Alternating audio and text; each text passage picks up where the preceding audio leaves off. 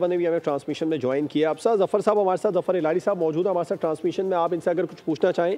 दूसरा मैं आपका भी व्यू लेना चाहूँगा। ये जो छोटी छोटी झड़पें हो रही हैं, ये चिंगारियाँ जो हैं, ये बड़ी आग के खदशे का इशारा दे रही हैं? जी बिल्कुल, बहुत एक खित्ते के लिए बहुत खतरे की बात है। ओवरऑल पूरी दुनिया को इम्पैक्ट करती है। यूक्रेन रशिया की जंग ने किस कदर असर छोड़ा वो हम सब देख रहे हैं। और आज अब जो सूरत हाल बनी है, इतनी सरप्राइजिंग बात नहीं थी बहुत सारे लोगों के लिए जो ईरान की जो न्यूक्लियर टॉक्स चल रहे थे उसको फॉलो कर रहे थे। जिस किस्म का पोजीशन वहाँ पर इसराइल की तरफ से ली जा रही है, जिन अल्फाज का इस्तेमाल है वो भी पब्लिकली सामने आ चुके हैं। इसराइल ये कहता था कि अगर न्यूक्लियर इक्विप होगा ईरान, तो ये पूरी दुनिया के लिए जो है बिलखुसूस वो कह रहे थे कि ये हम हमारे ऊपर हमला कर देंगे अगर हम इनके ऊपर नहीं करेंगे। तो बहुत सारे लोग सरप्राइज तो नहीं हुए ये जो 5-6 राउंड्स हुए हैं न्यूक्लियर टॉक्स के, लेकिन फिर भी मैं समझती हूँ, क्योंकि जफर साहब हमारे साथ हैं, उनकी मौजूदगी का फायदा उठा के अगर एक सवाल मैं उनसे पूछ लूँ आपकी इजाजत से। जी जी बिल्कुल। और वो ये होगा कि अमेरिका ने कुछ देर पहले भी बयान जारी किया कि हमारा इस हमले से कोई लेना देना नहीं है। जफर साहब, आप समझते हैं कि डोनाल्ड ट्रंप जो अपनी एक पोजीशन रखना चाह रहे थे दुनिया के सामने कि वो he wants to be remembered as somebody जो अमन चाहते हैं, अमन बरकरार रखना चाहते हैं दुनिया के अंदर, जो फासला वो इख्तियार करने की कोशिश कर रहे हैं, क्या वो इस पोजीशन में अमेरिका है इस वक्त? Absolutely not. अमेरिका का कोई एक लम्हा डाउट नहीं है कि किसके साथ खड़ा हुआ है, इजराइल के साथ। आप मुझे बताएं, जब वो पहले दफे आया था तो पहली चीज उसने ये की थी कि वो JCPOA, जिसमें ईरान वाकई न्यूक्लियर एनरिचमेंट नहीं कर रहा था, वाकई बम के तरफ नहीं जा रहा था, वाकई वो कर रहा था जो वो चाहते थे, फिर भी उसने आने के साथ उसको फाड़ के फेंक दिया। भाई नेतन्याहू को एक बहाना चाहिए था, नेतन्याहू को बहाना नहीं मिल रहा था, अब बहाना उसको दे दिया है उन्होंने। JCPOA फाड़ दिया, ईरान इनरिचमेंट शुरू कर लिया और कहा था करेगा अगर आप ये फाड़ेंगे। अगर आप एक ट्रीटी करते हैं और आप जाके फाड़ देते हैं, अगर आप इंडस वाटर्स को रोक देते हैं और पाकिस्तान जाके आपके डैम को मारता है, तो किसका कसूर है? वो पाकिस्तान का कसूर हो गया। आप एक्सपेक्ट नहीं करते कि पाकिस्तान कुछ करेगा अगर उनका पानी आपने रोका। देखिए, थोड़ा सा लेट्स बी क्लियर, ये एक आखिरी मौका था ईरान के साथ कि नेतन्याहू ये काम कर सके। हालांकि Israel is divided also. Israel भी सोचता था कि रिन्यू अगर होता और ईरान के साथ ऐसे ही चलते तो इसकी जरूरत नहीं होती, और शायद वो सही है, मगर नेतन्याहू के तरह आधा इजराइल तो उसके साथ है कम से कम। तो कहने की बात यह है कि ये होना ही था, प्रिडिक्टेबल था। मैं अपने आप को बड़ा नहीं समझता हूँ, मगर 4 दिन पहले मैंने कहा कि तैयार हो जाओ, ये होने वाला है और होगा। अब हो गया है। अब आप सोचिए, जब now that the war has started, आप पे क्या असर होगा? There is only one thing for you to think, आप पे क्या असर होगा। और मैं आपको बताता हूँ, वो यही जो लोग हैं, हिंदुस्तान, अमेरिका और इजराइल, आपकी डीन्यूक्लियराइजेशन और डिसइंटीग्रेशन में इनका वेस्टेड इंटरेस्ट है। और जो लोग इधर हैं, मुल्क के अंदर जो इनके साथ हैं, उनको आइडेंटिफाई करें, और बाहर के तो खैर आपको पता ही है। मैं जफर साहब ये भी आपसे पूछना चाहूंगी कि अब पाकिस्तान की इस वक्त क्या पोजीशन होनी चाहिए? हालिया दिनों में पाक भारत कशीदगी के बाद हमने देखा पाकिस्तानी वफ्द, आला क़यादत पाकिस्तान की ईरान गई और वहाँ पर जो बातचीत हुई दुनिया ने वो भी मनाजिर देखे। अब पाकिस्तान के पड़ोस में ईरान में ये सूरत हाल है। चंद दिनों में फील्ड मार्शल आसिम मुनीर का अमेरिका का दौरा, अमेरिकी आर्मी की परेड में उनकी शिरकत, बहुत खुसूसी उनको दावत दी गई है।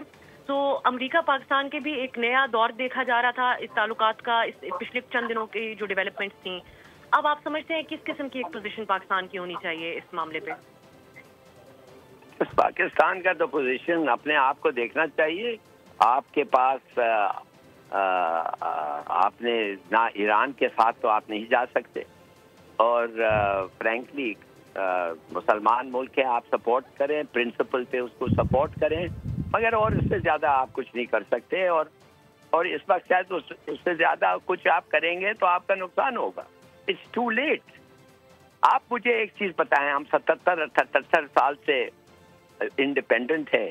एक खंबा है और बिजली बिटवीन पाकिस्तान एंड ईरान, एक खंबा बिजली का, 1 मिलीमीटर का पाइपलाइन है अभी तक। क्यों?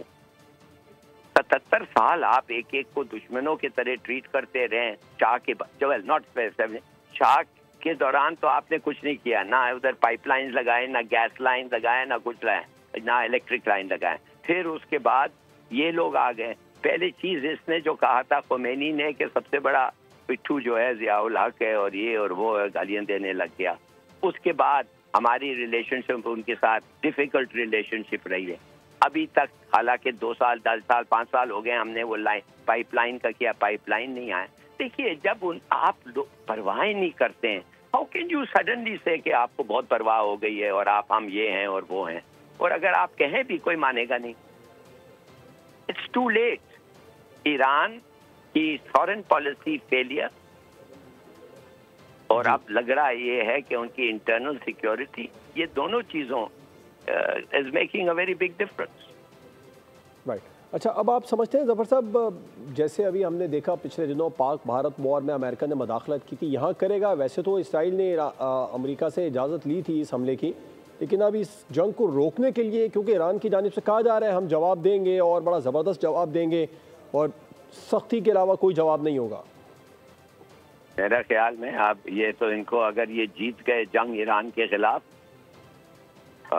तो फिर वो जाके कहेंगे बच्चू देख लिया हमने क्या किया ईरान को, देख लिया हमने सोवियत यूनियन को क्या किया।